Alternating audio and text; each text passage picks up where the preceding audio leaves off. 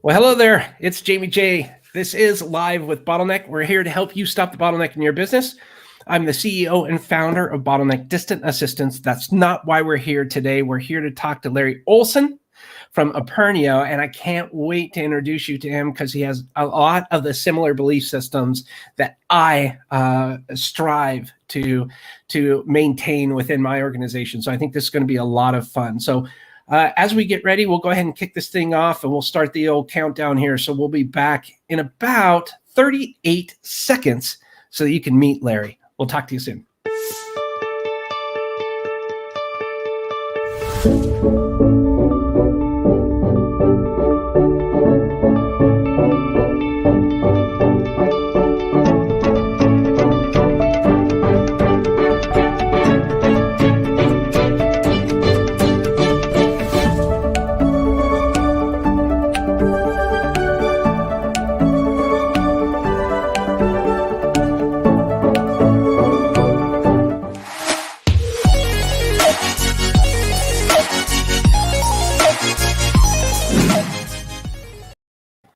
Well, hello there. My name is Jamie J. Welcome to Live with Bottleneck, where we help stop the bottleneck in your business.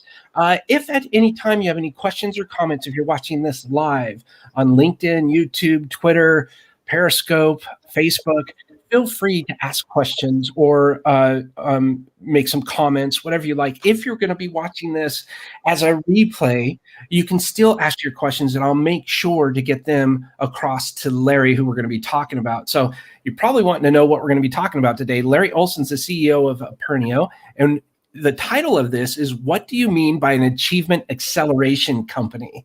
It's going to be pretty interesting content, but how can Larry help you stop the bottleneck in your business? Well, let me tell you, Larry is an international speaker, author, podcast host, and executive coach. He has years of experience working with Fortune 50 companies, championship teams, and entrepreneurs on establishing their vision and sense of purpose. Larry is passionate about providing individuals and teams quick, actionable guidance on how to break ingrained, ineffective habits that they did not even know were holding them back. And his best-selling book, Get a Vision and Live It, I can't wait to ask him about that, is helping people learn how to change their attitudes to align with their vision. So without any further ado, please allow me to introduce you to Mr. Larry Olsen. How are you, sir? Well, I'm doing quite well. And I want to thank you, Jamie, for allowing me to be on your program, and all of the listeners and watchers out there. Thank you for taking your time and investing in this today. I very much appreciate it. I'm excited. To kick things off, if you could just introduce yourself and tell us a little bit of your background. I have a plethora of questions to ask you, so I'd love to get into this. Well, I've been into business now for several years and have found that one of the most exciting ways to make a company rock and roll is the culture. And what I mean by culture is getting into the science, kind of underneath the radar of what is actually going on with people when you put in things in place like mission, purpose, vision, you set goals, and you do onboarding, you do all the things you need to do to get your people to want to be a part of something greater than self, which typically is the vision of the organization. And how it behaves becomes the guiding principles, the parameters with which we interact with one another. And one of the things I've found is no matter how masterful all this is created, the bottleneck, if you will, Jamie, to use your jargon, is the fact that people have attitudes and we're not born with them. They're learned behaviors. Genetics, they say, plays about 18% of who we are, and 82% of it we learned. And so a lot of it is unlearning what we've learned because we make our mind up, we have preconceived notions, and it doesn't take leadership very long to begin to understand what their people are capable of and what they're not capable of. And this becomes so subconscious, they don't even know they're doing it because all they witness are the results that they're getting.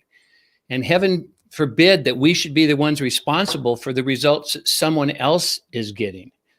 So it's really kind of an interesting approach to business, just in the sense that it is important to get into the subconscious, and I don't mean that in a Freudian sense, but I mean that in a sense of, what are they actually thinking about? You know, they're looking at me, they look like they're buying into it, but what are they really saying to themselves? And that's what the the whole concept of achievement acceleration is all about, is once you get those beliefs in alignment with what the company is attempting to pull off, the results are basically overnight. That's very interesting. I'm a huge proponent, as I said in the green room prior to us coming on, of a positive company culture.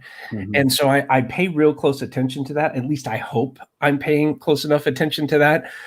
But we do a lot of things where we don't really have a hierarchy or an org chart. It's more along the lines of a flat line. And we have a decent sized staff here. But we really, really, really want to try and get every single person to empower them to feel confident in asking questions or making suggestions or even challenging me. I absolutely love it when I get challenged because, I don't know everything. And I wonder, what are some of the things that you find when you're talking to these different companies? Because these are some big companies that you've worked with.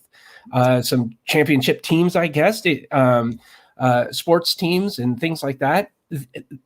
I mean, these are type A personalities. What are some of the things that you do when you first approach them? Well, the first approach is asking, why am I here?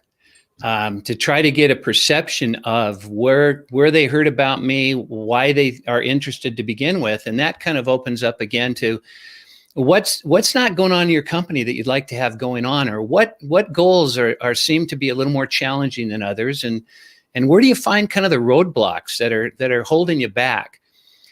And typically, again, the first question is, and what do you plan on doing, owner, CEO, of being the model and instrument of someone who's into actually making changes in their life? Because out of 500 people, only 5 in 500 actually sustain a change that they intended to make. So we all want to change. We all want to be different. We all want to, not different, but we all want to fulfill that great potential lying inside of us. And yet, how do we release that if we don't even know what's holding us back? And kind of the example I use of that is going to a party and you got spinach in your teeth. You're there for about 3 hours. You don't know why people are reacting the way they're doing. And, you've kind of like checked yourself out a little bit and you seem to be pretty dialed in. You're being a really good listener and you're animated. And then about 3 hours into it, you go into the bathroom and you're kind of freshening yourself up and you go, oh my golly, I got a big, huge chunk of spinach in my teeth. When you go back into the party, let me back that up a little bit. Before you notice that, and this is what you were asking, Jamie, you really appreciate it if your people will give you this transparency, this candid feedback of not only when you're on base, but more importantly, when you're off base. And so before I go into the bathroom, someone comes up to me and they go, hey, Lair. And I go, yeah. And they go, you got some spinach in your teeth. Now, here's the question I want to ask you. Am I upset with the person who pointed out the spinach in my teeth? Well, I would hope not. But... No, I'm grateful. But who am I upset with?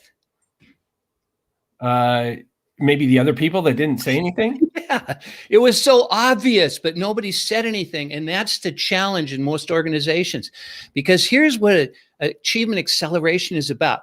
When I went into the bathroom, how long did it take me to get rid of the problem? 2 seconds. 2 seconds. And now I can go on and enjoy my life, and the bottleneck and the roadblock has been broken down. And I'm telling you, Jamie, it does not have to be difficult. People tell me, well, that sounds really hard. Well, if you believe it's really hard, it'll be really hard. That's what's so amazing about the science of the human brain. I mean, it's teleological in nature, which means basically it's a robot. It does exactly what it's programmed to do. And who do you think does most of the programming? So when I'm in a company, first thing we want to find out is what do you want to accomplish and why? And the why, as you know, is one of the most important elements to get into it. And Simon Sinek is the one who really kind of popularized it, if you would. Yep. But it's a great question, and it's one that people don't ask enough. And that's directly correlated or tied to the vision, what people or one aspires to do. Yes. Yes. I see a lot of confusion between vision and mission too. And I wonder if maybe after you finish your thought there, we can maybe talk about that a little bit, because I think in my opinion, a vision starts with that one person, and then it kind of grows within the right team. Yes. Yes. Yes. And, I think they do get very much, they're very difficult for a lot of people to kind of understand the difference between all of them. And I'm not sure I have a great handle on it either. I kind of talk about mission as purpose. It's why we have an organizational life, why we do what we do. And the vision is what we happen to be trying to accomplish now. The example that people understand is, when we're reaching to the stars with NASA, their purpose is to explore the heavens. And that's why they're not in the railroad industry. Right. Because as long as the vision is about exploring the heavens, they're in alignment.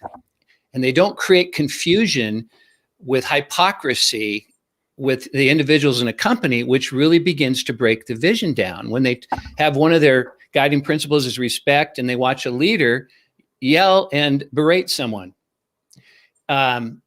Needless to say, we all lose our head now and then, and we've done things that we would like to say are not who we're really trying to show up as. But this is where the real challenge becomes, is one of the big elements of change and motivation is how we are motivated. And still in corporate America today, 95% of companies motivate by fear. And that is a tough one to comprehend with all the enlightenment we've received about how little performance you get from someone who's motivated from fear. And what I mean by fear is not someone holding a gun to your head or not someone threatening you. Fear is the opportunity for loss. So if I'm late for work, I'll lose respect. So I got to be on time. Now, am I enjoying myself having to be on time? Am I performing at the highest level? No. I have one objective, and that's what? Well, be on time. Yeah, be on time. Exactly. I don't care who I run off the road. I don't care whether I give my kids a hug in the morning. Damn it, I got to be on time. And excuse my language, but that's kind of where people end up. Now, this is interesting. As far as the biology of the human mind and the brain and how we process information, wouldn't you say that performance is important in most organizations? Oh, especially in corporate America. Especially. And here's the challenge. Since 95% of motivating by fear, if you don't make that number, you won't get your bonus. Another subtle form of fear. Have-tos is a great way to look at them. Any have-to in your life is motivated by fear. There's a sense of loss if you don't do it. And we got programmed like that when we were little kids. The first paper we got back in school had everything circled in red. We did what? Wrong. So what did we learn how to focus on? Now, the intent was squared away, because that way you'll know how to fix it and get it right. But geez, the studies they've done, even in math tests, when they have a kid who's fourth grade and you circle everything they did wrong, and then you take one and you circle the 2 they got right out of 20 instead of the 18 they got wrong out of 20. And guess what happens? Their performance improves. How come? Because they don't globalize. They don't go, oh, I'm not very good at math. They simply go, what I did didn't work. And that's kind of the work of Martin Seligman, and learned optimism is how are we framing our reference on things? And when leaders know they're doing that, they'll stop operating out of fear and move to value, which was, why on earth would I want to be on time? And why would I want to accomplish that vision that Jamie seems so excited about? And, I really like him, so I really don't want to let him down and tell him I've got some questions about it, because I'm not very comfortable with that. Most of us didn't grow up very comfortable with confronting people on things that don't make us feel less than, or make us or feel like it's holding us back. That's a real out of your comfort zone, and that's a skill set that can be developed, but most of us don't have it. Yeah, I like the fact that you just said it's a skill set that can be developed, because a lot of this can be learned, and it is intimidating too, to kind of go to, the boss, or whoever that leader, direct report, whoever that is, and maybe challenge them a little bit, because you're a little worried about offending them, or ruffling feathers and things like that. It's something that I really appreciate. And you spoke about the came up with a memory, triggered a memory for me when you spoke about the red marks on the. I had a German teacher in 7th, 8th, and 9th grade, Frau Hoffman. I'll never forget her. She graded all of our papers in green, and while we were incorrect in maybe conjugation or whatever it was, she would always bring out some good points there and say, this was really well done. When doing this one, look at what you did here, and she really got into it. And it was, I did really well. I got an A in every single class. And I don't know of anybody that failed that class. I mean, I don't recall, but she was wonderful. And for me to remember that, 5 years later, 40 years later, all the experience you've had in your life, right? Yeah, it's pretty neat. So that positive reinforcement, I think, is very helpful. It is, and unfortunately, positivism has got kind of a bad rap. It's perceived as touchy-feely. It's like, self-help. It's given all these labels. Woo-woo, I've heard that term, woo-woo. Woo-woo. And it's perceived as weakness, unfortunately. Yeah. And yet, check this out. If I motivate by fear, do you know what percentage of the performance I'm going to realize out of the individual that I'm motivating? No. If 100% is a great job, less than 10%. Oh, wow. And what's interesting is if 95% of the companies, Fortune 500 companies, are operating this way, even though they know better, now who are we modeling against? Who are we comparing ourselves to? The other companies that are doing the same thing. So achievement acceleration is when you break that paradigm and you start coming from value, and you realize, do you know what percentage of our performance we can realize when coming from value? No. It's this sign. Infinity. There's no, the only limitation is the one we place on ourselves, or we allow someone else to place on us. Right. That's pretty powerful. I worked in corporate America for 12 years. It took me 11 years to figure out how to get out. I'm proud to say that I'm proudly unemployable in that regard. But that was one of the challenges I had. I worked for 3 different companies in that time, and I thought maybe grass is greener on the other side. And so I'd move from one to the other. And boy, it was the same thing. And it was all about quota, and it was all about numbers. And it was, hey, if you don't do this, you're not getting this. Or, there were certain levels of the bonus trip to, the Pro Bowl, each year. And, one person would get the first class, one person wouldn't, but and there was all these different things. And boy, it was all, it was very intimidating, in that kind of an environment. Very, I don't want to, almost like backstabby, people getting deals from you and trying to do this, and just so they could get up there. And it was just really, it was not me. Like, no, they wouldn't let me throw a beer. There were probably a lot of good people in there too. Amazing. And that's just it. When people understand what they're doing, and this is where real growth occurs. One of the quotes I have is, you can't tell anyone into high performance. So one of the things that happens is when you're dealing with people and you allow them the opportunity to participate in the decision making, and you're not intimidated by the fact that they maybe don't have as much education as you do, and yet that those new eyes can be so revealing if in the environment where they're allowed to participate. And when that occurs, it's so easy for a leader, when they get educated on what brings out the best in others, and they realize innately, wow, that brings out the best in me too. The real change occurs when they say, I get it. I'm not going to do that anymore. And it becomes really easy in a company when you've had the opportunity to get involved in their culture and have it be a part of something greater than self, where everybody's internal vision is in alignment with the vision of the organization. Mm-hmm. And that is not difficult to do whatsoever. But it is difficult if you've got the attitude about, like some people do, well, how do you motivate those millennials? I got asked that all the time until they realized what my answer was. And my answer always was ask them. And that's the key, is finding out what your people are thinking about and what they're up to and how their morning went. And oh, that takes a lot of time. We've got a lot of work to do. Well, how's it going right now? Yeah. You have to personalize it. This is human beings we're talking about. Right? Yeah. How do you avoid that? You got to be obtuse to avoid that. But, I've got to also be very patient and understanding, because it occurs. But yet when people figure out that there's another road, they don't have to keep taking that, even though the brain loves routine, doesn't like change. The only change the brain likes is the one it came up with by itself, unless it was in total alignment with the change that's about to occur. And that just creates, within a family, within friendship, within organizations, retention.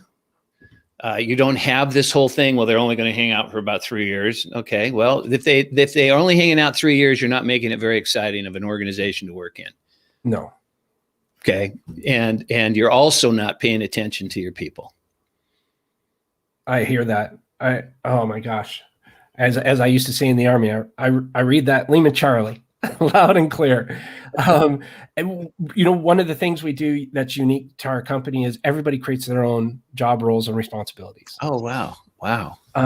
Of course, they come on board with a specific, a parameter. Yep.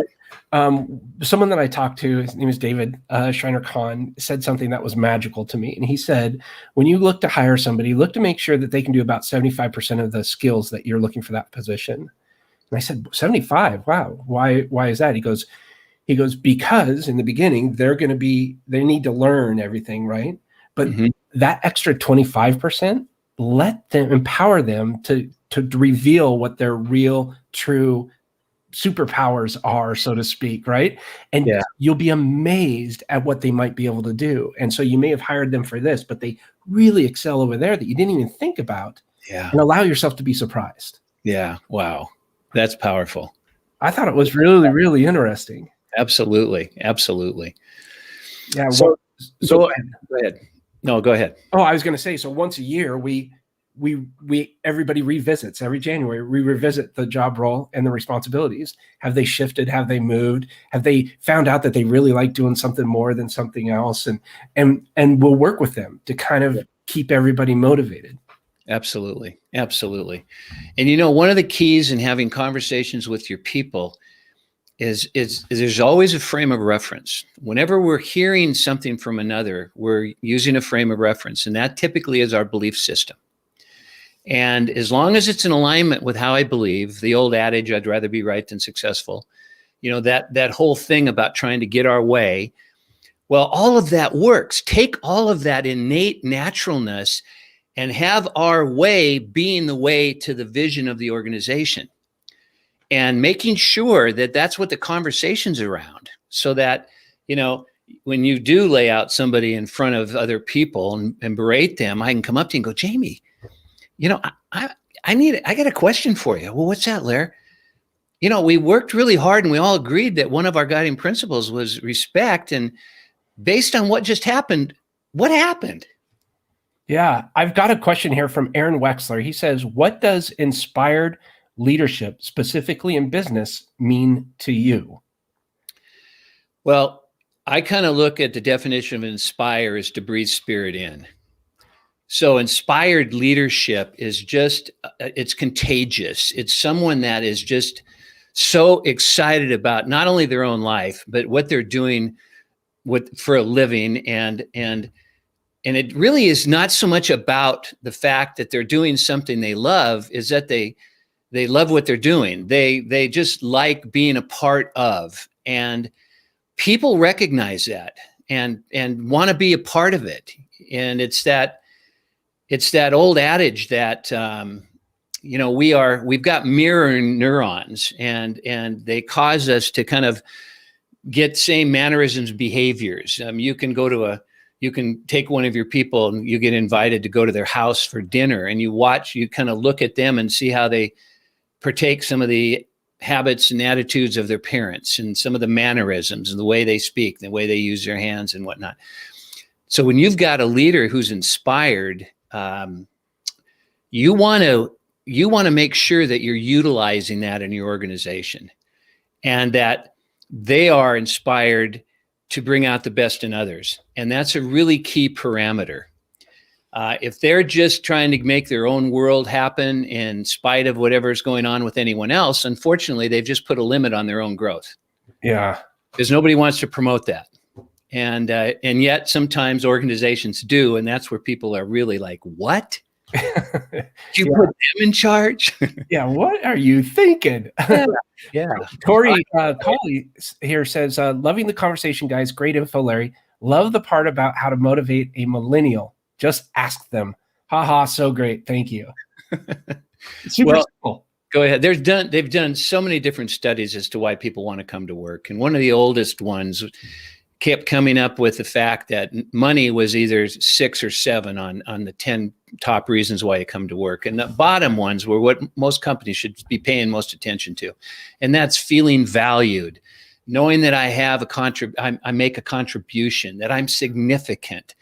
That is more critical than anything else, because when that occurs, the bottom line flies up. Another thing, with all the work that Gallup did on understanding how to retain associates, how to engage them, and what happens when you have a disengaged, and what can that cost a company. And they stated that if you take a millennial and then take a baby boomer and you find out what motivates them and why they come to work and why they do what they do, the answers are the same. The difference is perception, because they think baby boomers all about the bottom line.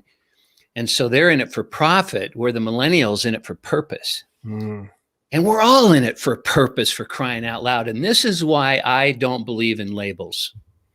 I don't do studies, and I don't have anything wrong with them. If the company is utilizing personality tests and studies and Myers-Briggs and the whole 9 yards, I will utilize that. But what I fear occurs is, oh, now I know you. Well, what if I met you on a bad day? What if you were having difficulty on a project, and only because of what you said earlier, Jamie, it wasn't where your real gifts lie? And instead of recognizing that and utilizing your gifts and your talents, I just realized you weren't right for the position. So it's not about throwing anybody out. I love that video that Seneca did about, would you fire your children? Yeah. It was perfect. There's days when we might like to, but what keeps us from doing it? It's that love. And that is one of the strongest forces, if you're interested in the bottom line, that there is. And yet knowing how to do it, that's acceptable and understandable. And it's just basically, what's your intent? And if your intent, and let's keep it simple, is to bring out the best in others, and you recognize that we all have self-motivation. We are all a little selfish, which is nothing wrong with that, because if we don't take care of self, we can't take care of anybody else. Amen. And so this whole thing about taking care of others, it ultimately, what happens is it just raises the perception that others have in you. And that, again, and I've shared this many times, and you're probably familiar with that great quote by Roosevelt: people don't care what you know until they know that you care. And if we just spent more time on caring, someone comes late, instead of punishing them, find out what their story is. Why are you late? And I'll guarantee you 99 times out of 100, you're glad you didn't make a punishment or make a big deal out of it. Because most people don't get up in the morning and go, how do I mess with the likelihood of the longevity and prosperity of my job? we don't do it on purpose. We all make mistakes, for crying out loud. We do. Aaron has a couple follow-ups. You bet. He loves it. How can we inspire employees if they might not be aligned with that energy? And then he says, when my employees seem uninspired, which is rare, because I know Aaron, he is awesome. All right. My challenge is how to inspire them in the moment. Any suggestions? Yeah, that's a great question, and one that I deal with a lot. And what I would suggest to you is you find out what's going on. there's a reason that person's run out of gas. There is something has happened in their life. And this is where don't be discouraged if they don't share much, because now we're dealing with this thing called trust. And people don't share everything that's going on in their lives. We all know that. And so, but by you asking that question and caring about them, you are building that element of trust. And they start to recognize that, geez, he hasn't gone to anybody else and told my story. One of the biggest ways to kill it is share a confidentiality. Mm-hmm. And the other element is your job is not to inspire them. Your job is to help them inspire themselves. And we can only do that by getting their story and maybe giving them a timeout, or what can I do? Or is there something that I've done that might have offended you? That's always a great approach when you're dealing with someone who doesn't seem to be getting it. It doesn't seem to be passionate. Is always, great leaders always take full accountability for whatever mindset their people may have. Yeah, that's otherwise we get to point the finger, and then you give up accountability. And now you can't do anything about it. So none of us want to do that. So if you sit down with this person and you ask those questions, and you may not get them turned around, but when they leave, what's going to be on their mind? You spent time with me. Yeah. You actually cared that something was off with me, because we can pick it up really easily, all of us. And generally, unfortunately, a lot of people are too busy and they just walk by it and say, God, I'm glad I'm not having that person's day. Oh. Yeah. I want to do two things, because you mentioned something. I want to go back a little bit where you had talked about, personality tests, or I don't even call them tests. I hate tests. Okay. Yeah. Profiles, right? But in a lot of my research, what I found was the initial job offer, everybody looks at salary first. It just overwhelming. I think it's like 75%. Like, sure. I did a lot of research for the book that I'm writing. 75% on that job offering. Yep. And don't go into all this, as I said before, woo-woo stuff, but in my opinion, it's big, it's huge, but it's huge to me, right? Yeah. Not to whomever. But once they click on that, once they say, okay, can I do this? Yes, I think I can do it. Do I like the pay? Yes, I like the pay. Now they want to go into full overdrive to see what kind of vision there is, what makes this company tick? Is this something I want to be affiliated with? And you see that all the time when people get a new position, and there they are, with this background of the sign of the company, and they're like, I'm so stoked I got this job. And, they found that's really what they want, because they like surrounding that. Absolutely. I wonder if you can elaborate on that at all. Yeah, I think Daniel Pink's done a lot of work on intrinsic motivators. And a lot of that gets down to the fact that we really generally don't know what motivates people internally. We think it's money. And, answer your question. Yeah. I went in the grocery store the other day, and the lady was waiting for me after I'd got, rung up all my groceries. And I said, can I help you? And she says, do you plan on paying for this? And I thought my quick wit and charming personality, and my talents, I wouldn't need to pay for it. But we live in a society that we have to pay for what we get. And so money becomes that means to an end, doesn't it? Yes. And so sure, it's on our mind. We're not going to give our energy and talents to an organization and not have it fair, not have it worthwhile. But like you said, after that, and this is where leadership comes into play. You can get anybody out there if you throw enough money at them. And I don't mean that being derogatory towards bad people, good people. I'm just saying it'll attract. But what sustains it? What keeps people coming in and day out? What keeps people coming in when nobody else will? And all of that gets down to the reason why these people get up in the morning to begin with, is they would love to see something positively happen for them that day or for someone else. And with that going on, none of us would get out of bed. And so that's what intrinsic motivators are all about. And the studies that I have done with intrinsic motivators, which, by the way, don't have money in them, is most leaders have taken their people and then they've made their mind up about what their top 3 motivators on. And then they do the intrinsic motivators on their people. And generally 75 to 80% were absolutely wrong. Wow. And the aha is, I didn't even know that. And that's what's so exciting about the work all of us do, is those moments we have with another human being where the light goes on. And we see the performance change at that moment in time. We see their lives change that moment in time. And that's what's pretty darn exciting. One of the things when I take on a new client is they go through a program, and COVID kind of killed this, but I'm sure it'll be coming back, which was called Life, Lessons in the Fundamentals of Excellence. And what it does, it's a 1.5-day program that everybody in the company goes through. And you can imagine the pushback by leadership on having everybody go through 1.5 days. Oh, Not everybody all at once, but they don't even get to make a decision on that until they've made a decision that this is a good fit of us working together. That I can see where you can assist us in getting what we want. Then it doesn't matter whether these people got to be taken off 1.5 days or not. The end result is much more grandiose than the means, if you will. Yeah. And in that 1.5 days, they learn how they think, they learn how the brain works, just enough science to overcome their own skepticism, because that's what holds us back, is we already think we know what we're capable of doing. Well, how do we know that? Well, I've done it before. Well, this is not like that. It's close enough. I'm familiar with that. Yes. And that's all the brain needs, familiarity.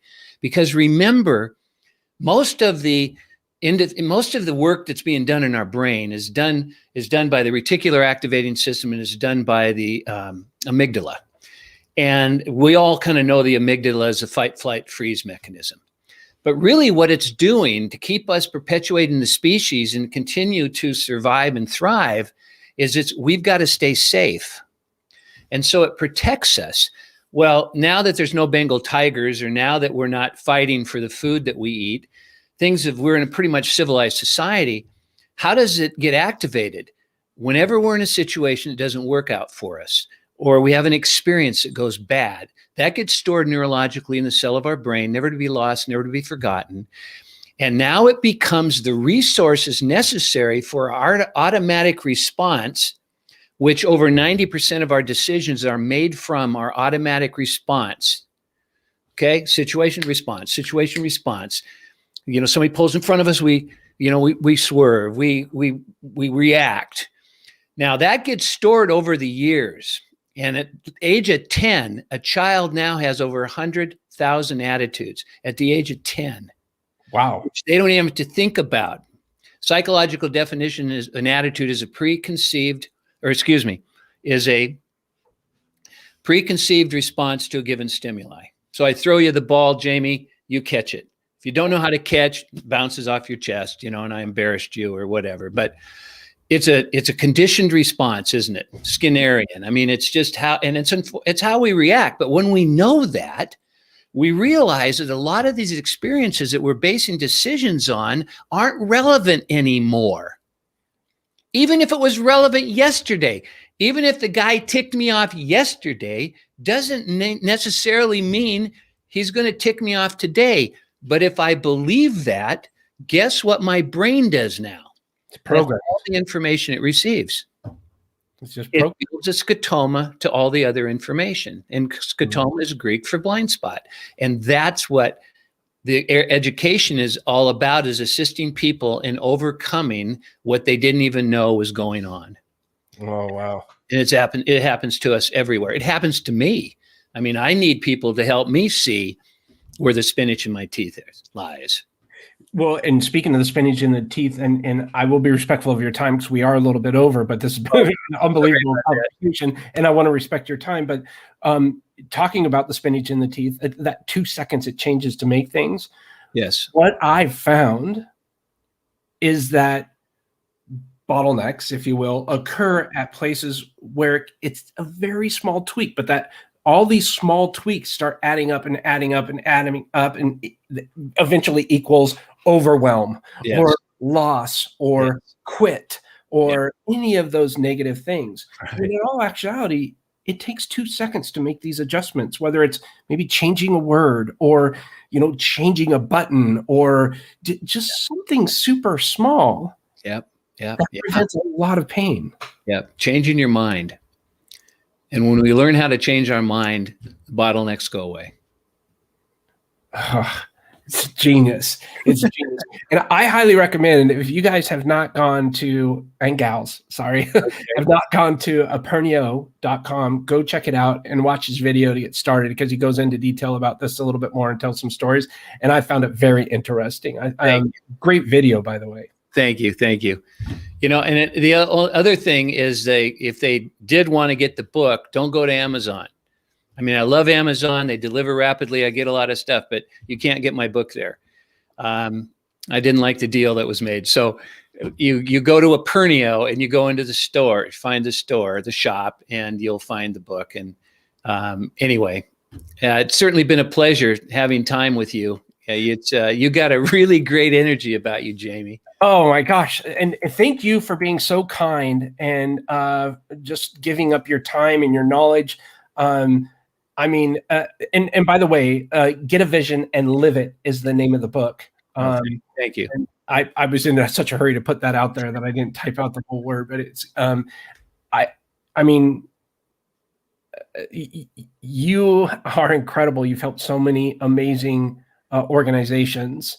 Thank you. Don't know if people understand how fantastic you are, and I just want to give the kudos to you so that people get a chance to go check you out and learn more about you, because you are the real deal. That's really nice of you to share that. That makes me feel great. Thank you. Yeah, you're so welcome. Is there anything else that you would like to say before we wrap? I'd just like to say that everybody out there is exactly where they need to be right now in their life. It's not anywhere else. It's not another time. It's your time, and it's now. And it's just about changing your mind. And if you're interested in finding out more, you can just email me, contact me, and there's no selling at all, because we have to be a partnership. And I've learned through the years of not to take on a client that's the wrong fit, because it becomes a nightmare and it's hard to fire a client. So anyway, I enjoyed the time, and I know it was kind of like getting a drink out of a fire hose. I was flying pretty fast, but it was fantastic. And I'll put your email in here. Thank you. People can see that. Right. This is the email there. Is that correct? Success@apernio.com? Yes. Yep. That'll get you there. Perfect. Well, so that was going to be my next question, is what's the best way to get in touch with you? Okay. But I would encourage everybody to go to apernio.com. Obviously, Larry's on all the social media channels, LinkedIn, Facebook, and Instagram. And you can definitely get his book there by visiting his store, apernio.com/shop. Can I share one quick thing? Yes. We've got a new program that I would recommend, that it's a 4-hour YouTube that gives you all kinds of information. It's called Intelligent Selling System. It's with myself and another guy who is a over the fence salesperson who's very well respected and successful. And if you want to learn how to increase your sales by over 20% just by going through this, that's in the shop as well. Intelligent Selling System. So Intelligent Selling System. March 10th is when that's going to occur. So it's coming up. March 10th. Oh, wow. That's right around the corner. Right around the corner. Yep. Well, that's fantastic. Intelligent Selling System on March 10th. And you can go to the apernio.com/shop and you scroll down. It's actually, I think it's right above the book. Yeah, I think it's right up there. It should be the first thing that comes up. And then I do have one more comment. Tori says, would love to get some one-on-one coaching. Well, I am more than available, and I would definitely make time. And you can once again go to the shop and find that opportunity out as well. Fantastic. Well, again, thank you so much, Larry. Do you have time to just hold on for a quick 30 seconds while I wrap up? Of course. Thank you. You're welcome. So we've been talking to Larry Olsen today. Fantastic. I cannot encourage you enough to go visit his website to learn more about him. That's apernio.com. Larry Olsen is the CEO of Apernio, and just highly recommend follow him on LinkedIn. You can follow him on Facebook, follow him on Instagram, and definitely highly encourage you to do so. I'm enamored with his lessons and what he's been doing. The more research I've done on him, the more impressed I've become, and it only added the exclamation point today during our conversation. So definitely reach out to Larry. He's fantastic, and I just want to do a quick house cleaning here. We have the new live at Bottleneck TV, and that if you want to see this video with Larry, you can see it there. You can also see all of the other videos, any testimonials, anything that we're doing here with Bottleneck to help you stop the bottleneck in your business. Coming soon, we're going to be talking with Steve Feld. We're going to be talking about simple strategies to grow your business right now. And that's going to be happening Thursday, March 4th at 2 p.m. Central, 3 p.m. Eastern. Steve Feld is a business coach with business marketing strategy of Business Coach Steve. So big stuff coming up here. Again, thank you so much. One thing I'd like to remind you, create your own ripple. Have a great one. We'll talk to you again soon.